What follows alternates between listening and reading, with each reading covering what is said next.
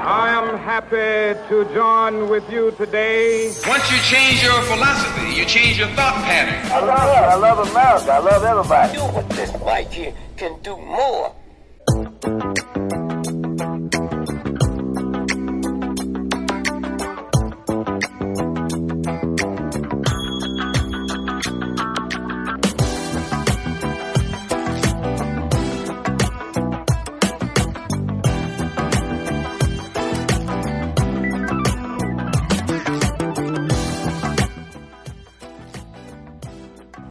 You want it to be one way, but it's the other way. What's good, man? And welcome to the latest edition of the One Way Podcast. I'm your host, Lorenzo. It's late April, so that means that the NFL draft is right around the corner. And since there is a popular black quarterback being mentioned among the first rounders, there we have our controversy. What's good, man? We know we was going to talk about it. You know I was going to talk about it. Can't be myself. Or wouldn't be myself if I didn't talk about Lamar Jackson as Louisville's quarterback going into the NFL draft. Now, a lot of people have talked about Lamar Jackson as far as him making the switch to receiver. It seems to be the best place for those quarterbacks where they just really don't have any idea, they really don't have any idea of what to do with them. There's a lot of poor coaching in the NFL. To me, that's my opinion. There's a lot of poor coaching in the NFL if you can't get the best out of a player or you can't mold your system around the player's actual skills. I really do believe that you're a suspect coach. But I digress. The reason that I'm having this conversation is because Baker Mayfield, famed quarterback out of Oklahoma, has been talked about as being the number one draft pick in this year's draft. Now, do I believe Baker Mayfield has the talent to be the number one draft pick? Absolutely. But there are too many flaws with Baker Mayfield that leads me to believe that he may not be a first round quarterback. Now, when people talk about Lamar Jackson, they talk about his accuracy and things of that nature. They talk about his actual size, but he has a quarterback physique. I mean, he can be a little heavier, yes, but he's plus 6 feet. Baker Mayfield is not. He is absolutely not. Not anything but 6 feet. So by even the NFL standards of how they look at quarterbacks, and they like the big 6'3", 6'4", 225-pound kid, Baker Mayfield doesn't fit that narrative at all. But he can play football. So this is not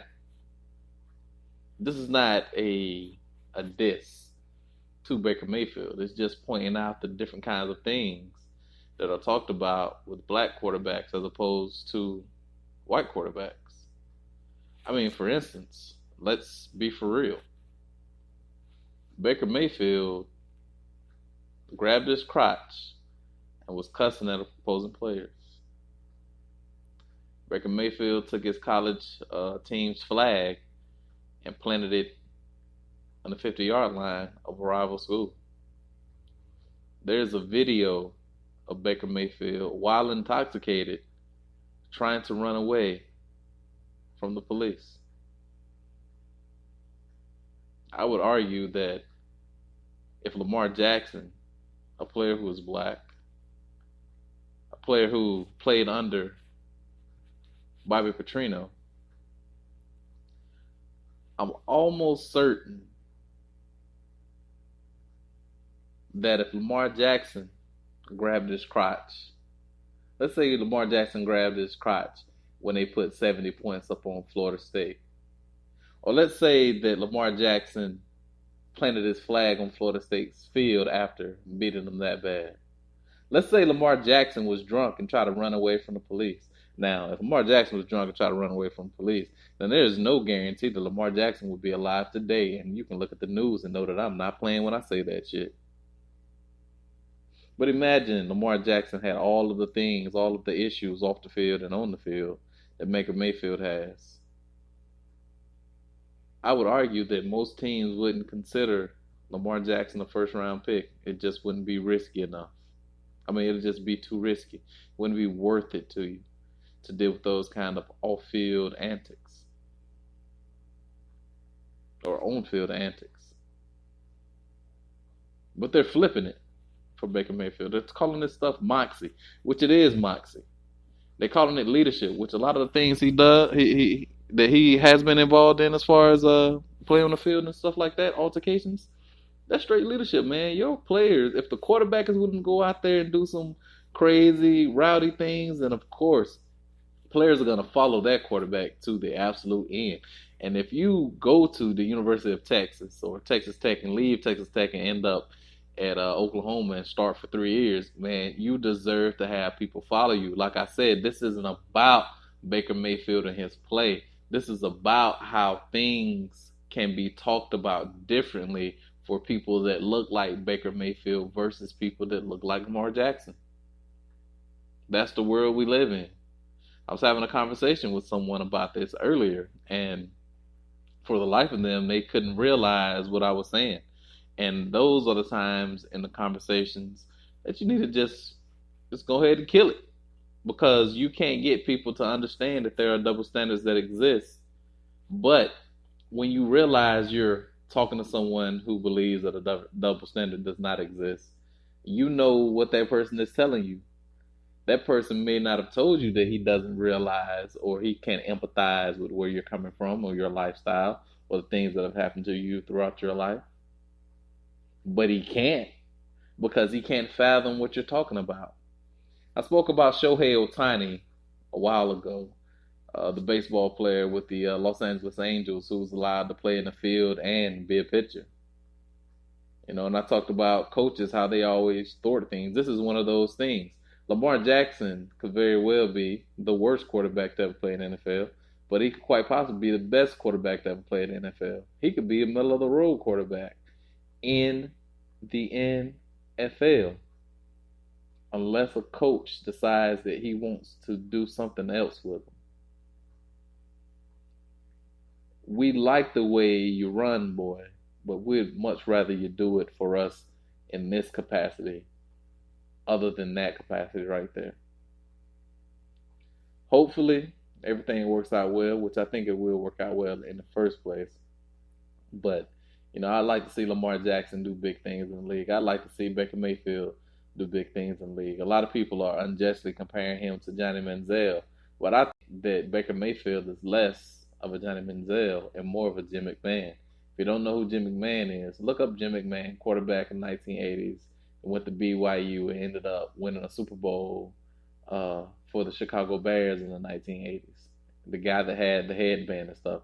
That guy reminds me of what kind of guy Baker Mayfield seems to be. Like I said, man, I'd love to hang out with Baker Mayfield. I'd love to play football with Baker Mayfield. And that's because I have no problem with the Baker Mayfields of the world. The problem that I have with the Baker Mayfields of the world is this.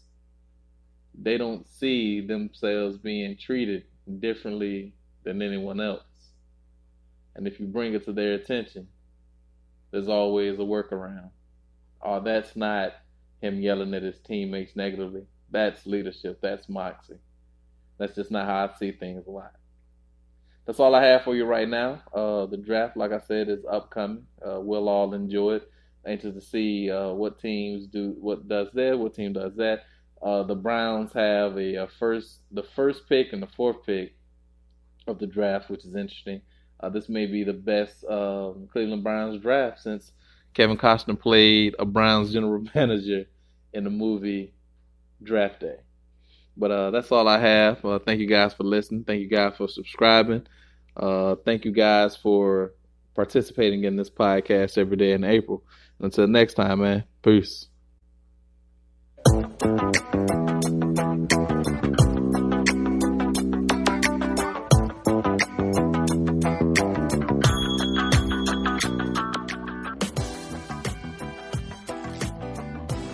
You wanted to be one way. What if We want it to be one way. What if the other way? We want it to be one way.